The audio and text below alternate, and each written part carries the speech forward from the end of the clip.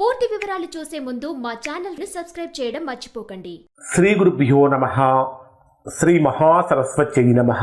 ఓం నమః శివాయ. Narayana Sastry astrology channel వీక్షిస్తున్నటువంటి ప్రేక్షక మహాశయులకు స్వాగతం, సుస్వాగతం.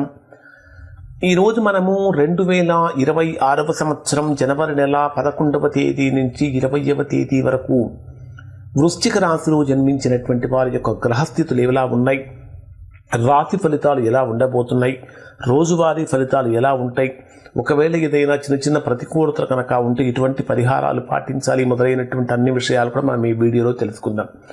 అయితే ఇప్పుడు మనము చెప్పుకుంటున్నటువంటి రాశి ఫలితాలు జనవరి 11వ తేదీ నుంచి 20వ తేదీ వరకు. చాలామంది ప్రేక్షక మహాశయులకు ఒక చిన్న సంశయం, ఒక మీమాంస ఏమిటంటే సంక్రాంతి ఎప్పుడు జరుపుకోవాలి, ఏ రోజున జరుపుకోవాలనే ఒక మీమాంస ఏర్పడింది చాలామంది ఫోన్లు చేసి అడుగుతూ కూడా ఉన్నారు. ఇక్కడ సంక్రాంతి అనేది రవి మకర సంక్రమణం, రవి మకర రాశిలో ప్రవేశించినప్పుడు సంక్రాంతి జరుపుకుంటాం. 14వ తేదీ మధ్యాహ్నం 2:44 రవి మకర రాశిలో ప్రవేశిస్తాడు. కాబట్టి 14వ తేదీన మాత్రమే మనం సంక్రాంతి పండుగను జరుపుకోవాలి. అంటే 13వ తేదీ భోగి, గోదా కళ్యాణము ఉంటాయి, 14వ తేదీ మకర సంక్రాంతి ఉంటుంది, 15వ తేదీ వచ్చేటప్పటికి మనకు కనుమ పండుగలు ఉంటాయి. అంటే ప్రధానమైనటువంటి పెద్ద పెద్ద పండుగలన్నీ కూడా ఉంటాయి.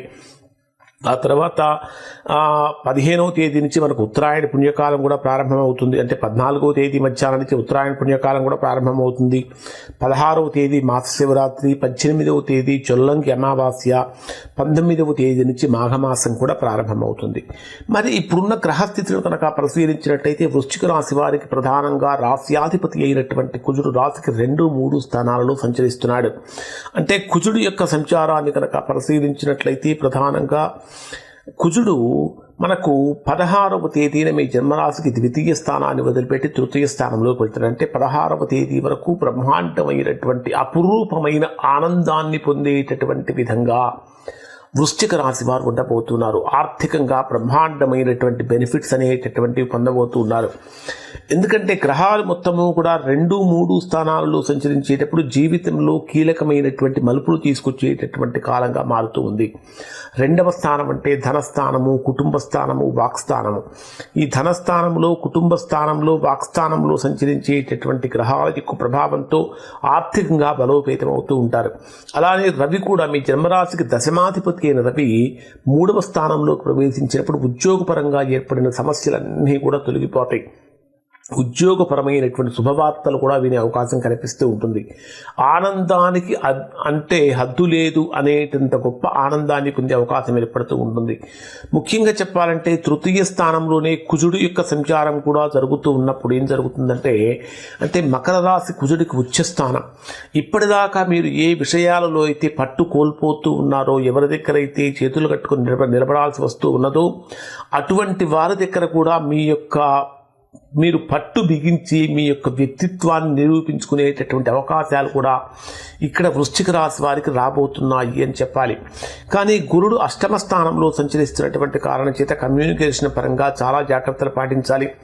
వ్యాపార ఒప్పందాలు చేసుకునేటటువంటి విషయంలో కూడా జాగ్రత్తలు పాటించాలి. కానీ మాటకు మాత్రము విలువ పెరుగుతుంది. ఇక చతుర్థంలో రాహువు, దశమ స్థానంలో కేతువు యొక్క సంచారం అనేటటువంటి ఉద్యోగపరంగా కొద్దిగా చిన్న చిన్న ప్రతికూలతలు కలుగుతూ ఉంటాయి. ప్రధానంగా తీసుకుంటే ఆన్లైన్ రంగంలో ఉన్నటువంటి వారికి, రాజకీయాలు, టెక్నాలజీ, సోషల్ మీడియా, సాఫ్ట్వేర్ రంగంలో ఉన్నటువంటి వారికి అనూహ్యమైనటువంటి మార్పులు సంభవిస్తాయి. బ్యాంకింగ్ సెక్టార్లో ఉన్నటువంటి వారికి కూడా విశేషమైనటువంటి మార్పులు సంభవిస్తాయి. అలానే కేతువు మీకు దశమ స్థానంలో సింహరాశిలో సంచరించేటటువంటి ఈ సమయంలో ఉద్యోగపరమైనటువంటి అవాంతరాలు కలుగుతూ ఉంటాయి. మీతో మంచిగా ఉన్నటువంటి వారే మీకు వ్యతిరేకంగా కొన్ని ప్రచారాలు చేసే అవకాశాలు ఉంటాయి. కాబట్టి అటువంటి వాటి మీద కొద్దిగా దృష్టి పెట్టడం అనేటటువంటిది కొంచెం జాగ్రత్త. కానీ నూతన వ్యాపార ప్రారంభాలకు ఇది మాత్రం ఇది అనుకూలమైనటువంటి సమయం కాదు. ఇక జనవరి 14వ తేదీ నుంచి రవి ధనుర్రాశిలో ప్రవేశిస్తున్నటువంటి కారణం చేత ఉద్యోగపరంగా 14వ తేదీ నుంచి అనుకూలత కలుగుతూ ఉంటుంది. కార్యస్థానంలో చేసేటటువంటి పనిలో ఒత్తిడి ఉన్నప్పటికీ బాధ్యతలను సమర్థవంతంగా సమర్థవంతంగా నిర్వహించగలుగుతూ ఉంటారు. అలానే శుక్రుడు కూడా మీ జన్మరాశికి తృతీయ స్థానంలో సంచరిస్తున్నటువంటి కారణం చేత ఆర్థిక పరమైనటువంటి వ్యవహారాలలో స్థిరత్వం కలుగుతూ ఉంటుంది. కానీ విలాసాల కోసం ఖర్చులు బాగా పెరుగుతూ ఉంటాయి అని చెప్పాలి. ఇక కుజుడు కూడా ధనుర్రాశిలో నుంచి మకర రాశిలోకి ప్రవేశించేప్పుడు బ్రహ్మాండమైనటువంటి ధైర్యాన్ని ఇస్తాడు.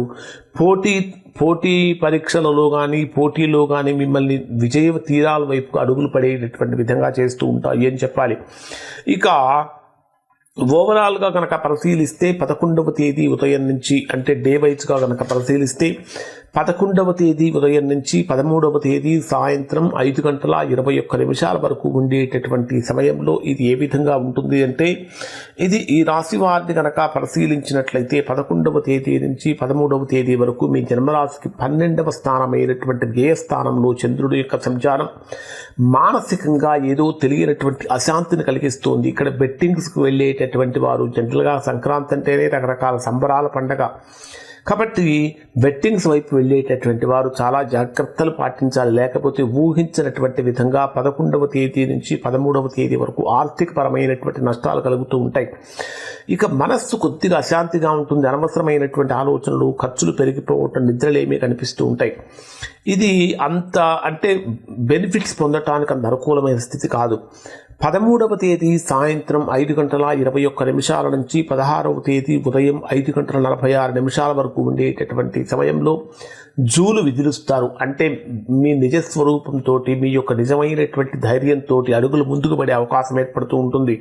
ఇది మీకు చాలా గొప్ప ఫలితాన్ని ఇస్తుంది అని చెప్పాలి. ఆత్మవిశ్వాసం పెరుగుతుంది, కీలకమైనటువంటి నిర్ణయాలు తీసుకుంటారు, లాభం కూడా మీ వెంట నడుస్తుందా అనేటటువంటి భావన కలుగుతుంది, ఊహించినటువంటి భాగ్యం దగ్గరికి చేరుతుంది, వ్యక్తిగత జీవితాలను కూడా స్పష్టత వస్తుంది, శత్రువులపై కూడా విజయం సాధిస్తూ ఉంటారు. ఇక్కడ శివుడికి బిల్వపత్రాలతోటి కనుక పూజ చేసినట్లయితే తద్వారా మంచి ఫలితాలు పొందుతారు. 16వ తేదీ ఉదయం 5:46 నుంచి 18వ తేదీ సాయంత్రం 4:36 వరకు ఉండేటటువంటి సమయంలో ఇది ఆర్థికపరమైనటువంటి విషయాలు ప్రధానంగా మారతాయి అని చెప్పాలి. కుటుంబంలో మాటల వల్ల సమస్యలు కలిగే అవకాశాలు ఉంటాయి. కాబట్టి మాటల వల్ల సమస్యలు రాకుండా చూసుకోవాలి. ఆదాయం ఉన్నా కూడా ఖర్చు మాత్రం పెరుగుతూ ఉంటుంది. ఇక్కడ మీరు పెద్దవాళ్ళ యొక్క ఆశీర్వాదం తీసుకోవటం అనేటటువంటి చాలా మంచిది. ఇక 18వ తేదీ సాయంత్రం 4:36 నుంచి 20వ తేదీ రాత్రి వరకు ఉండేటటువంటి సమయంలో విపరీతమైనటువంటి ధైర్య సాహసాలతో అడుగులు ముందుకు పడుతూ ఉంటాయి. కమ్యూనికేషన్ స్కిల్స్ అనేటటువంటివి బాగా డెవలప్ అవుతూ ఉంటాయి. మనసులో ఉన్నటువంటి అభిప్రాయాన్ని నిష్కర్షగా, నిర్మోహమాటంగా, ఖచ్చితంగా చెప్పగలిగినటువంటి శక్తి సామర్థ్యాలు కూడా ఇక్కడ మీకు కలుగుతూ ఉంటాయి. కొత్త ప్రయత్నాలు ఫలిస్తాయి. ఇంటర్వ్యూలకు వెళ్ళేటటువంటి వారికి ఇది ఒక అద్భుతమైనటువంటి కాలంగా మారబోతుంది. పోటీ పరీక్షలకు అటెండ్ అయ్యే వారికి కూడా ఇది చాలా మంచి కాలంగా చెప్పబోతుంది. చిన్న చిన్న ప్రయాణాలు గొప్పగా లాభిస్తాయి. ఇక్కడ మీ రాశ్యాధిపతి అయినటువంటి కుజుడికి ఎరుపు రంగు పూలతోడు కనుక పూజించినట్లయితే తద్వారా మంచి ఫలితాన్ని పొందుతారు. ఈ 10 రోజుల కాలం వృశ్చిక రాశి వారికి ఏ విధంగా ఉండబోతుందంటే, మనోబలం, నిర్ణయాలు, ఆర్థిక జాగ్రత్త ఈ 3 కనుక కలిస్తే విజయ తీరాలకు మిమ్మల్ని చేర్చే అవకాశం ఉంటుంది. అంటే మానసికంగా బలంగా ఉండాలి, తీసుకునే నిర్ణయాలు సరిగ్గా ఉండాలి, ఆర్థిక పరమైనటువంటి జాగ్రత్తలు కూడా పాటించినట్లయితే విజయ తీరాలకు చేరే అవకాశం ఉంటుంది. అంటే అన్నీ కలిసి వచ్చే కాలంగా మారబోతూ ఉంటుంది అని చెప్పాలి. ఇప్పుడు చెప్పినటువంటి ఫలితాలు దాదాపుగా 90% మందికి 90% ఫలితాలు వర్తిస్తాయి. గొప్ప గొప్ప ఫలితాలే ఉన్నాయి. ఎవరికైతే వర్తించడం లేదు, ఎవరైతే తీవ్రమైన ప్రతికూలతలు పొందుతున్నారో దానికి కారణం ఏమై ఉంటుందంటే వారి యొక్క వ్యక్తిగత జాతకంలో ఏర్పడినటువంటి దోషం యొక్క ప్రభావమై ఉంటుంది. అటువంటి సందర్భంలో ఒకసారి మీరు మీ యొక్క వ్యక్తిగత జాతకాన్ని విశ్లేషణ చేయించుకొని దోషం ఎక్కడుందో తెలుసుకొని దోష నివారణ చేయించుకుంటే సత్ఫలితాన్ని పొందుతారు. ఇవి వృశ్చిక రాశికి సంబంధించిన ఫలితాలు. శుభం.